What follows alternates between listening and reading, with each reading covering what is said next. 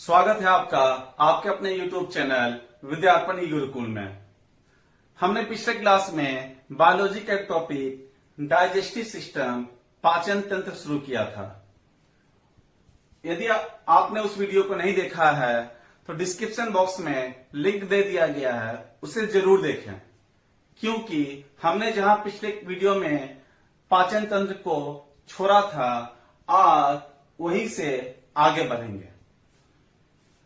तो मैंने आपको ये बताया था, ये आपका नेसल कैविटी है, यानी कि नासा गुहा, और यह है बकल कैविटी यानी कि मुख गुहा, जहां से आप भोजन करते हैं।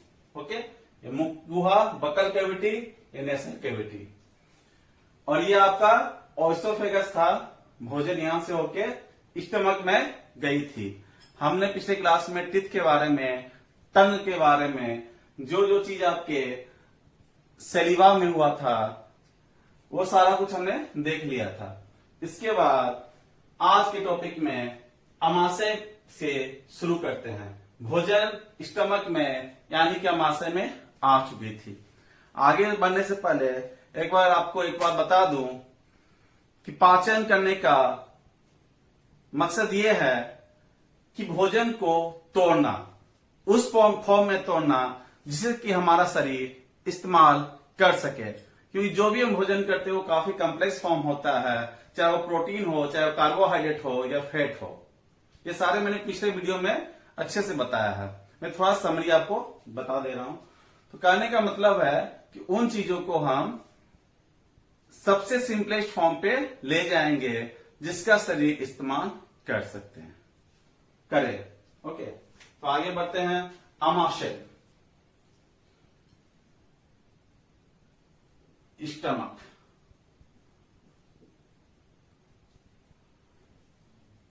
स्टमक में मुख्य रूप से तीन चीजें पाई जाती हैं। एक है आपकी म्यूकस, हिंदी में इसे श्लेष्मल कहा जाता है। एक चिपचिपा टाइप का पदार्थ होता है, जनरली नोज वगैरह में भी पाए जाते हैं। उसके बाद है HCl, means hydrochloric acid, hydrochloric अम्ल, और एक है गैस्ट्रिक जूस।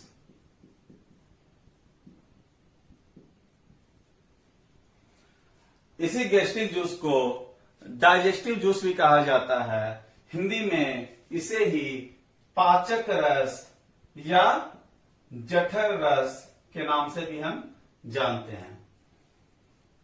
अब आते हैं श्लेष्मल। तो आपसे एग्जाम में क्वेश्चन पूछा जाएगा, म्यूकस हमारे बॉडी में कहां पाया जाता है, तो उसका आंसर होगा स्टमक। ये क्या करता है, इसका मुख्य कार्य जो होता है, आप देख रहे हैं, यह स्टमक के इनर वॉल को प्रोटेक्ट करता है।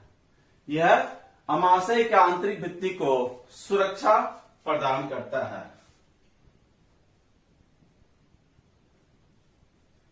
यह अमाशय की आंतरिक भित्ति को सुरक्षा प्रदान करता है।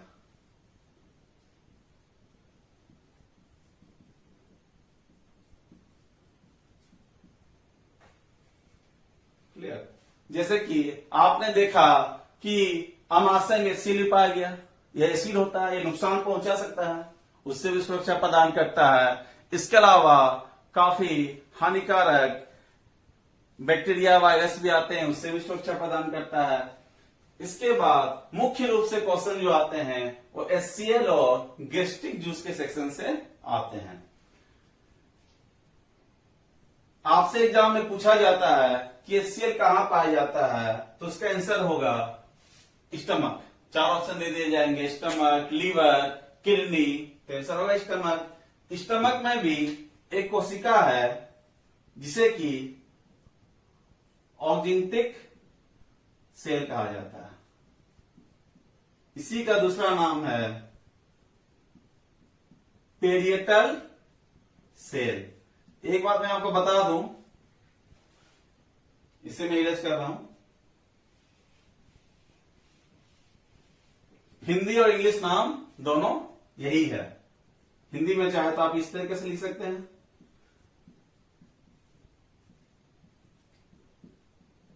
पेरिएटल कोशिका या ऑर्गेन्टिक कोशिका।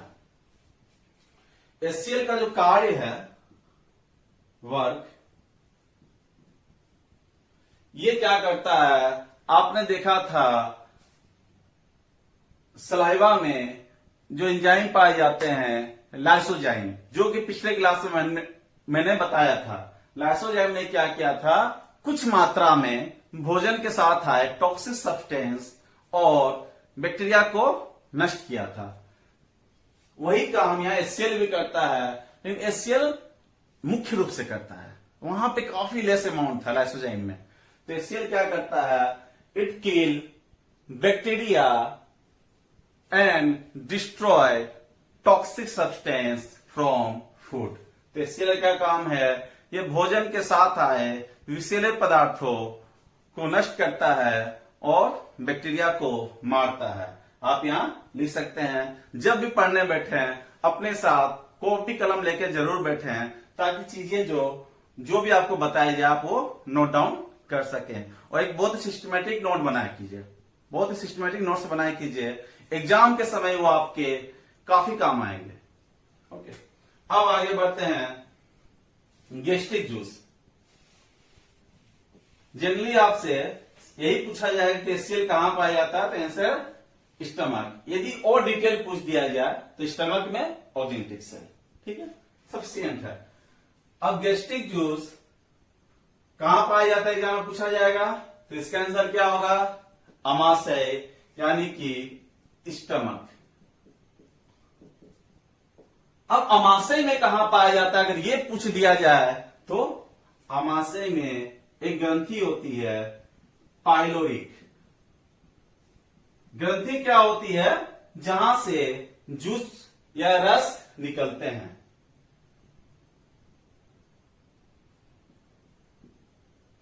पाइलोरिक,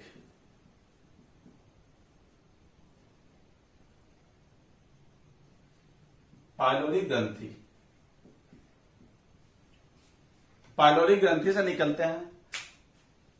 और डिटेल चलते हैं कि स्टेप, ठीक है, हालांकि इतना डिटेल जानना नहीं चाहिए। अगर ये पूछ दिया गया कि किस सेल से निकलता है गैस्ट्रिक जूस, तो उसमें सेल का नाम है जाइमोजेनिक सेल। एक बात ध्यान रखेंगे, हिंदी मीडियम वाले भी, हिंदी में और इंग्लिश में दोनों में नाम सेम है, और आप लोग दोनों नाम जरूर ध्यान रखें। कई बार इंग्लिश शब्द को ही हिंदी में लिख के दे दिया जाता है, और ये तो नाम ही है, ठीक है। तो जाइमोजेनिक सेल कहने का मतलब, इसे अगर सिंपल तरीके से याद रखना है तो देखिए, स्टमक में गैस्ट्रिक जूस पाया गया। गैस्ट्रिक जूस स्टमक में पाइलोरिक ग्लैंड से निकला, और पाइलोरिक ग्लैंड में एक कोशिका है जाइमोजेनिक सेल। ग्रंथि क्या होती है, ये अपने आप में एक अलग टॉपिक है बायोलॉजी का, जिसे कि आगे आने वाले वीडियो में बहुत ही डिटेल में बताया जाएगा। सपोज कीजिए आपको पता है कि हिमालय से गंगा निकलती है, तो आपसे पूछा गया गंगा कहां से निकलती है, हिमालय से। गैस्ट्रिक जूस कहां पाया गया, स्टमक में। स्टमक मान लीजिए कि हिमालय है, मान लिया। अब हिमालय गंगा हिमालय में कहां से निकलती है, गंगोत्री से। पाइलोरिक ग्लैंड सपोज कि गंगोत्री हो गया। अब पूछा गया कि गंगोत्री में कहां से निकलती है, गौमुख से। जाइमोजेनिक से गौमुख हो गया। काफी सिंपल है, जनरल है, से जोड़िएगा तो चीजें आसान हो जाएगी। चलिए आगे बढ़ते हैं। इसके बाद गैस्ट्रिक जूस में कुछ एंजाइम्स पाए जाते हैं। पिछले क्लास में मैंने आपको बताया था कुछ एंजाइम्स पाए जाते हैं, फाउंड। पिछले क्लास में मैंने आपको बताया था कि enzymes are protein and biocatalyst. Enzyme क्या होते हैं, जैव उत्प्रेरक और प्रोटीन होते हैं। तो तो गैस्ट्रिक जूस में दो प्रकार के एंजाइम पाए जाते हैं, एक पेप्सिन एक रेनिन। ठीक है, पेप्सिन ने क्या किया, भोजन के साथ जो कार्बोहाइड्रेट आया था उस पर सबसे पहले एक्शन कहां हुआ था, माउथ में, आपको याद होगा। लेकिन प्रोटीन पे कोई एक्शन अब तक नहीं हुआ है, ना ही फैट पे हुआ है। तो ये क्या करता है कि ये प्रोटीन वो भी काफी कॉम्प्लेक्स फॉर्म में है। हमारा टारगेट है चाहे वो कार्बोहाइड्रेट हो, चाहे प्रोटीन हो, चाहे वसा हो, जो भी हम भोजन के रूप में ले रहे हैं वो सबसे जटिल रूप है, शरीर उसका इस्तेमाल नहीं कर सकता है, तो उसे हम सिंपलेस्ट फॉर्म में तोड़ेंगे। तो पेप्सिन क्या करता है, इसका वर्क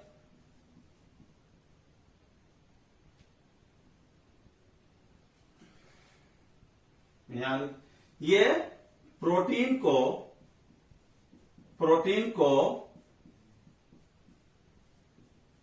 पेप्टोन्स में कन्वर्ट कर देता है। आप पेप्टोन्स हिंदी में भी इसी तरीके से लिखेंगे।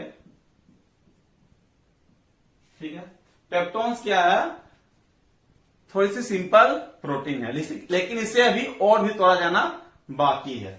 तो आपसे पूछा जाएगा प्रोटीन को पेप्टोन्स में कौन सा एंजाइम तोड़ता है, तो आंसर क्या होगा, पेप्सिन।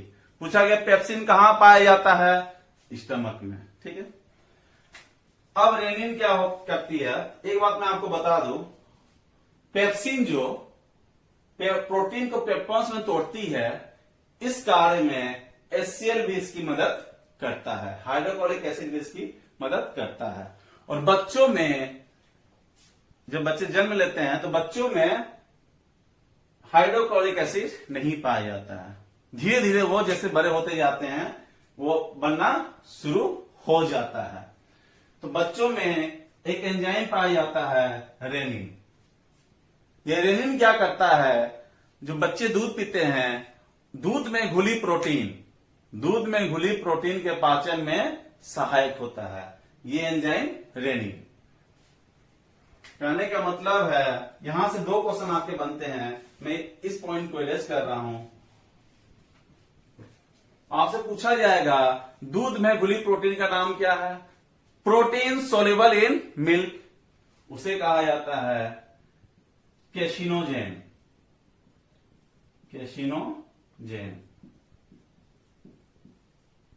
या कहीं कहीं आप इसे कैसीन में देखेंगे, वही चीज है, कंफ्यूजन नहीं होना है। ठीक है, इंग्लिश भी वही है, कैसीन।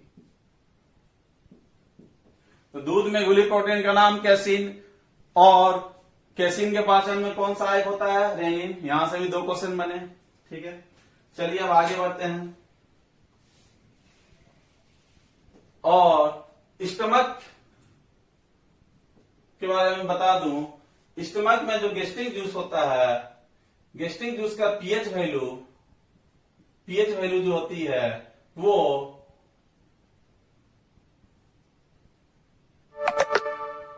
1 to 3 होती है, 1 to 3 होती है।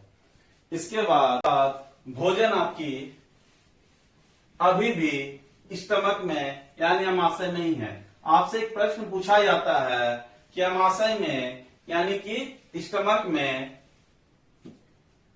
भोजन की प्रकृति क्या होती है, नेचर ऑफ फूड क्या होती है, एसिडिक, बेसिक, न्यूट्रल, मतलब अम्लीय, क्षारीय। तो क्या आंसर होगा, अम्लीय यानी एसिडिक, क्योंकि उस वहां HCl है।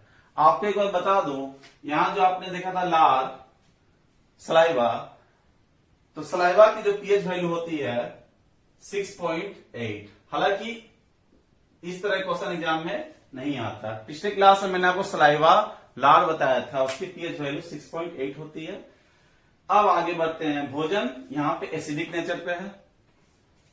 अब ये जो आप एक देख रहे हैं, ये आप देख पा रहे हैं, ये टर्म, ये जो है, ये है आपकी काफी इंपॉर्टेंट टॉपिक है, काफी इंपॉर्टेंट पार्ट है, लीवर। हिंदी में इसे यकृत कहते हैं। ठीक है, लीवर क्या करता है,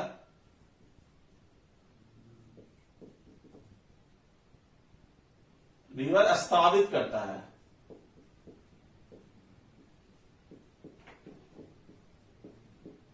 सिंपली बात करें तो लीवर बनाता है बाइल डक्ट, बाइल डक्ट, यानी कि बाइल जूस भी कहा जाता है, इसे हिंदी में इसे पित्त रस कहा जाता है। ठीक है, लीवर के बारे में पित्त रस, बाइल डक्ट का जो कलर होता है वो येलो ग्रीन होती है, पीला हरा होता है। आपको एक बार पता है कि जैसे पत्तियों का रंग हरा होता है, क्यों? क्योंकि उसमें एक पिगमेंट पाया जाता है, एक वर्णक पाई जाती है जिसे कि क्लोरोफिल कहा जाता है। उसी प्रकार इसका भी रंग येलो ग्रीन है, तो उसका भी कुछ कारण होगा। तो बाइल डक्ट यानी पित्त रस का रंग पीला होता है, उसका रीजन है इसमें एक पिगमेंट पाई जाती है। पिगमेंट मतलब रंजक या वर्णक, ठीक है ना, उसका नाम है बिलीरुबिन, बिलीरुबिन। और हरे रंग का कारण है, हरे रंग का कारण है कि उसमें एक पिगमेंट पाया जाता है, उसे कहा जाता है बिलीवर्डिन। क्लियर? अब इसमें आपसे बिलीरुबिन के बारे में पूछा जा सकता है। बिलीवर्डिन जनरली एग्जाम में नहीं पूछे जाते हैं, नहीं पूछे जा सकते हैं, इसलिए हमेशा ध्यान रखेंगे। बिलीरुबिन का आगे भी काम आएगा जब हम पाचन तंत्र से संबंधित बीमारियों के बारे में देखेंगे, डाइजेस्टिव सिस्टम से रिलेटेड डिजीज को पढ़ेंगे। अब आगे बढ़ते हैं।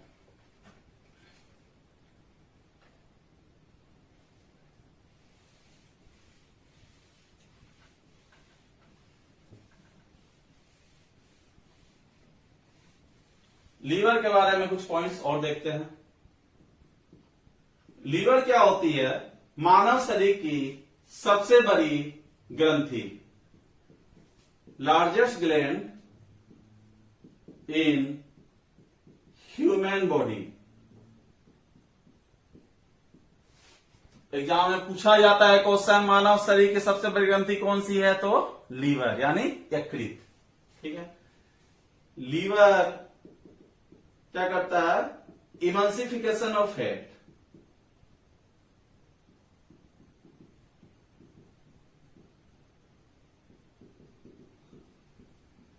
एक बात बताएं आप, भोजन के साथ आपने देखा कार्बोहाइड्रेट आई, प्रोटीन आई, वसा आई, स्टमक में प्रोटीन के साथ काम हुआ मुख्य रूप से, और आपने देखा मुख में कार्बोहाइड्रेट के साथ काम हुआ, यहां पे वसा के साथ कार्य होगा।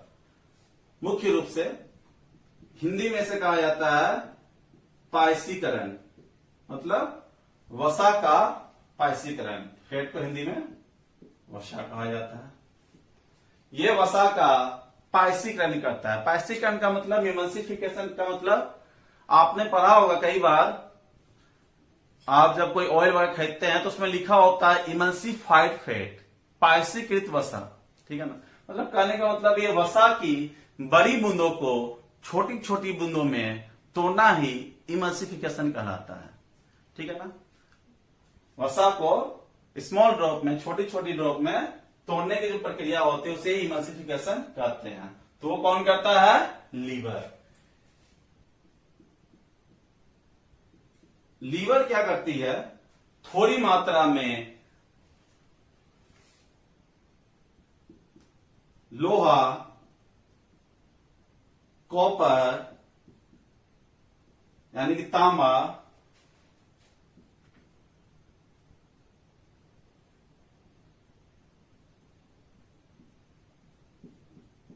विटामिन ए, डी, ई, के प्लस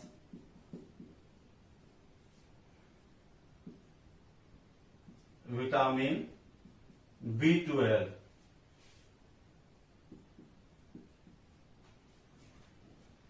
कहने का मतलब है थोड़ी मात्रा में लीवर लोहा, तांबा, vitamin A, vitamin D, vitamin E, vitamin के, मतलब इसे सिंपली में एडेक पढ़ा जाता है। और विटामिन B12 को अपने पास स्टोर रखता है, अपने पास संचित रखता है।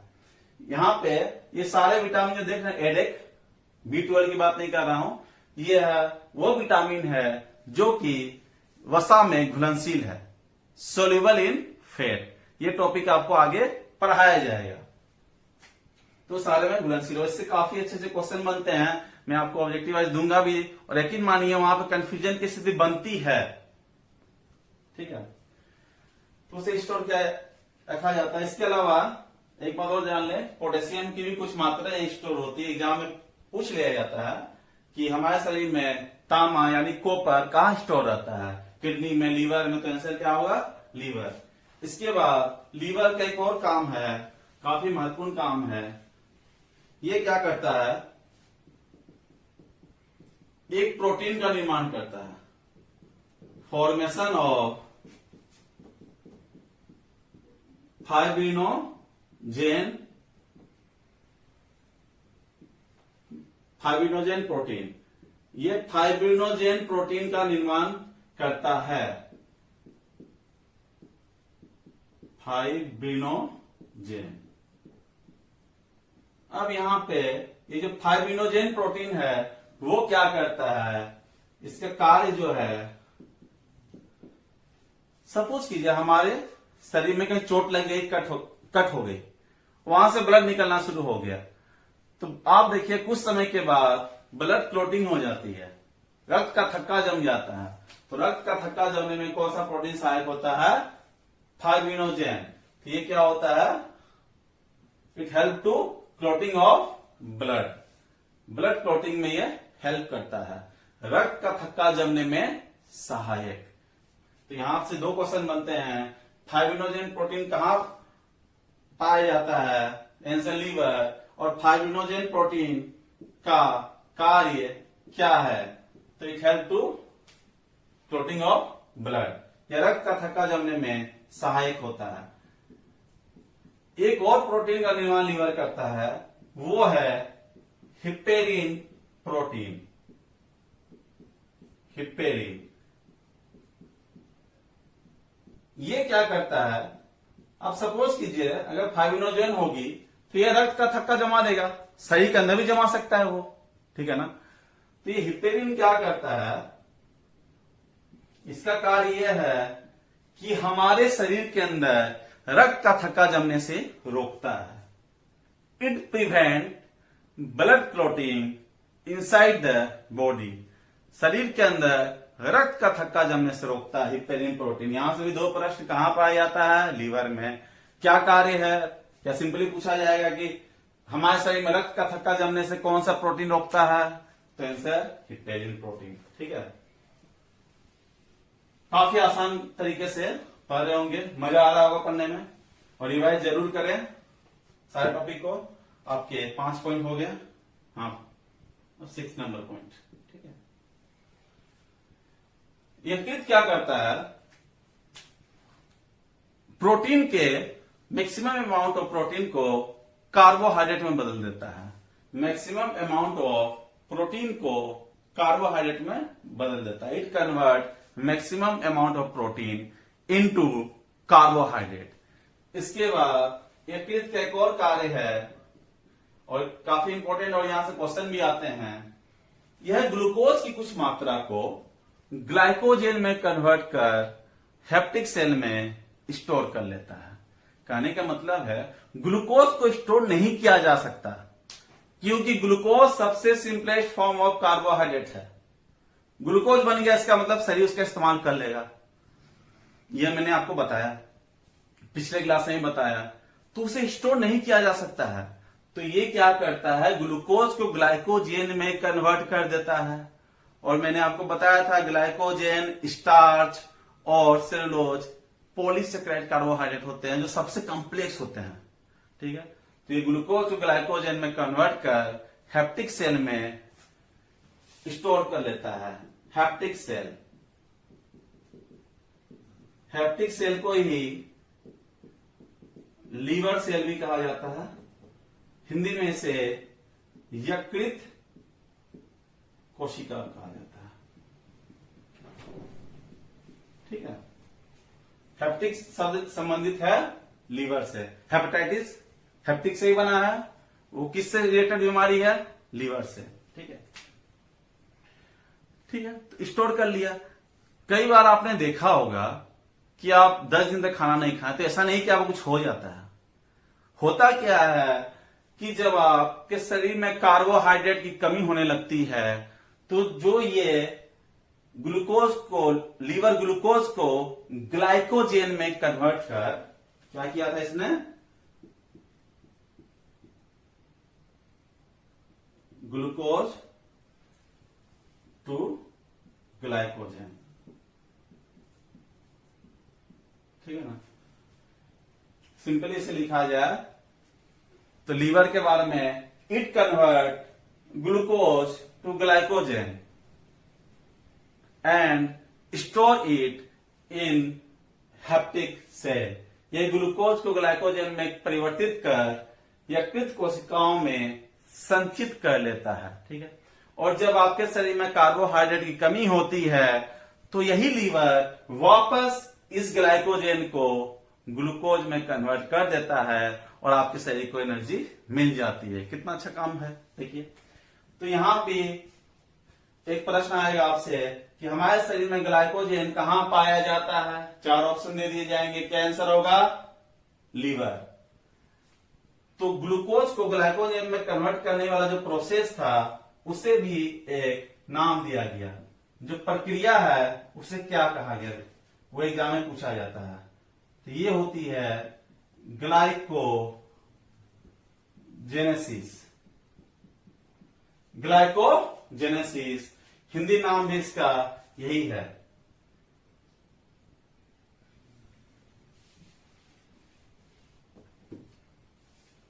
अब आपको मैंने बताया, वापस जब कमी होती है तो इसी ग्लाइकोजेन को ग्लूकोज में कन्वर्ट कर दिया जाता है। तो इस प्रोसेस को कहा जाता है, इस प्रोसेस का नाम है प्रोसेस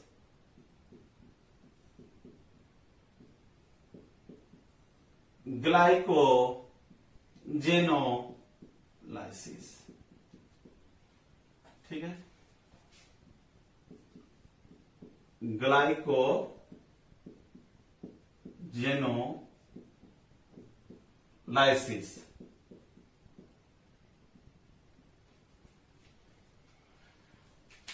ओके, सिंपल सा प्रोसेस है। In case of deficiency of carbohydrate in body, liver convert glycogen into glucose. Simple सी बात है। और जब हमारे शरीर में वसा की कमी हो जाए, फैट की कमी हो जाए, तो यही लीवर कार्बोहाइड्रेट की कुछ मात्रा को फैट में कन्वर्ट कर देता है। इसके अलावा लीवर का कार्य है, यह हमारे बॉडी के टेम्परेचर को मेंटेन रखता है। किसी भी, यह हमारे बॉडी से टॉक्सिक सब्सटेंस को भी नष्ट करता है। टॉक्सिक सब्सटेंस को भी नॉन टॉक्सिक सब्सटेंस में कन्वर्ट कर देता है। जैसा कि आपने देखा है कि प्रोटीन का यहाँ पे डिकम्पोजिशन हुआ, विघटन हुआ।